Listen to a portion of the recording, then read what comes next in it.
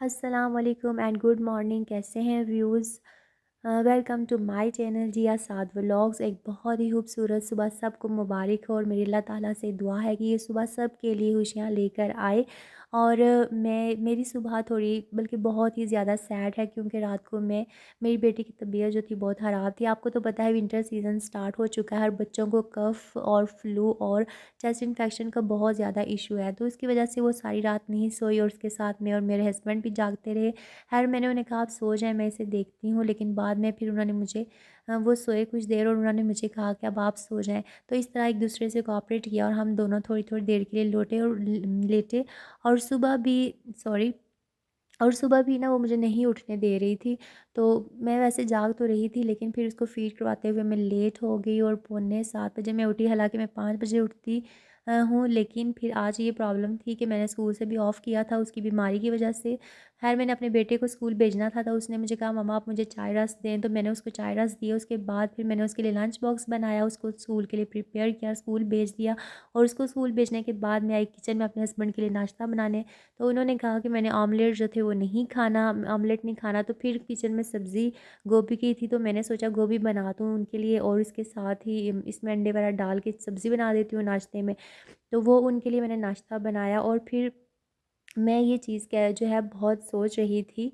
मेरे माइंड में देखें कि हस्बैंड का जो है ना बहुत ही ज़्यादा ज़रूरी है कि वो अपनी वाइफ़ के साथ ना बहुत कोऑपरेटिव हो, बहुत एहसास करने वाला हो। और बल्कि बीवी भी, दोनों अगर एक दूसरे का एहसास करेंगे तो इससे उनका रिलेशन जो है बहुत ही स्ट्रॉन्ग होगा और बहुत ही खुशगवार ज़िंदगी उनकी गुजरेगी। और अफ़सोस की बात ये है कि अगर ना हमारे बाज़ ऐसे हस्बैंड होते हैं कि जो कह देखते हैं अगर बच्चे बीमार हो जाएँ तो वो समझते हैं कि बस ये सारी वाइफ़ की ड्यूटी है। हम माँ है ज़ाहिर उसने सँभालना है, हम तो सारा दिन थके हुए आएँ काम करके। बहरहाल जो जॉब होल्डर वाइफ़्स होती हैं वो तो सारा दिन वो भी खपती हैं, उसके बाद उन्हें बच्चों को भी सँभालना होता है। लेकिन सिर्फ़ मैं ये कहती हूँ कि सिर्फ़ जॉब होल्डर नहीं बल्कि उसके बाद जो घर की हाउसवाइफ़्स होती हैं वो भी फ्री नहीं होती, बल्कि वो सारा दिन देखें आपके कपड़े वॉश करती हैं, आपके घर को साफ़ सुथरा रखती हैं, खाना वगैरह बनाती हैं, बच्चों को सँभालती हैं। अच्छा यहाँ पे ना मेरी बेटी कुछ भी नहीं खा रही थी तो मैंने सूप जो है ना उसके लिए डाला, मैंने कहा इसको दूँगी, लेकिन उसने एक चम्मच भी नहीं लिया। और उसके बाद ना फिर मैंने सारा दिन उसके साथ गुज़ारा क्योंकि उसकी वजह से मैंने छुट्टी की थी तो दिन को मैंने खाने में कुछ नहीं बनाया। तो यहाँ पे हमारी एक फैमिली जानने वाले हैं, उनके घर दुआ थी तो उन्होंने हमारे लिए खाना भेज दिया और फ्रूट्स वगैरह तो फिर हमने वही खाए। और फिर मैंने ये सोचा कि मैंने क्यों ना छुट्टी किया क्योंकि रहीन मेडिसन उसको दी और उसके बाद वो अपने पापा के पास चली गई, वो सो गई थी। तो मैंने सोचा मैंने छुट्टी की है तो मैं क्यों ना चावल जो हमने निकलवाए थे वो साफ़ कर लूँ। क्योंकि आपको तो पता है स्कूल से आते हुए 2 हो जाते हैं, उसके बाद टाइम ही नहीं बचता, फिर लंच करें, उसके बाद ट्यूशन बच्चे आ जाते हैं, फिर शाम का काम, तो इस वजह से नहीं टाइम मिलता और संडे को और बहुत सारे काम होते हैं। तो मैंने कहा क्यों ना छुट्टी का थोड़ा फ़ायदा भी उठा लूँ। तो फिर यहाँ पे चावल साफ़ करने के बाद जो है मैं जो थी यहाँ पे झाड़ू लगा रही थी। तो मैं अपने टॉपिक की तरफ वापस आ जाती हूँ कि मैं मेरे जो भी भाई मेरे ये व्लॉग्स देख रहे हैं और जो मैरिड हैं, मैं उनसे यही गुज़ारिश करूँगी कि आप जो है अपनी वाइफ़ को एहसास उनका किया करें। बच्चे बीमार हैं तो आप भी मेडिसिन उनके जो है बच्चों को दें और बच्चों को प्यार दें। मतलब कि बच्चों के लिए माँ-बाप दोनों का प्यार ज़रूरी होता है।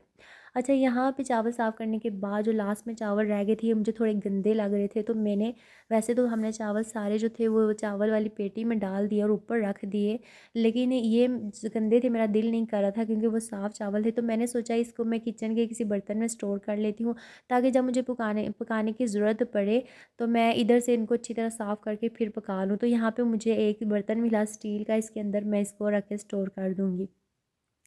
तो जो मेरे भाई व्लॉग्स देख रहे हैं, मैं उनसे यही गुज़ारिश करूँगी कि अगर आप अपनी वाइफ़ का एहसास करेंगे तो वो भी आपका एहसास करेगी, आपको प्यार देगी, आपको खुशी देगी।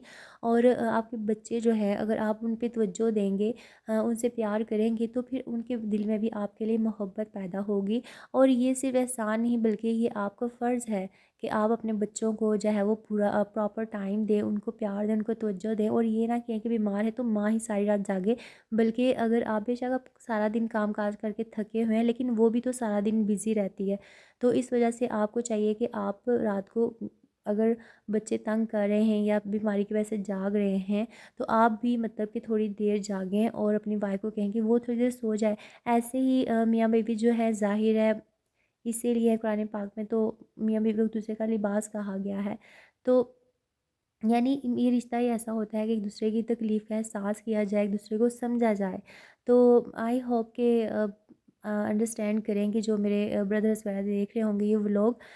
तो उसके बाद जो था, मैंने दिन को खाना नहीं बनाया, तो फिर मैंने सोचा कि क्यों ना शाम को जो है वो मैं आलू गोश्त बना दूँ।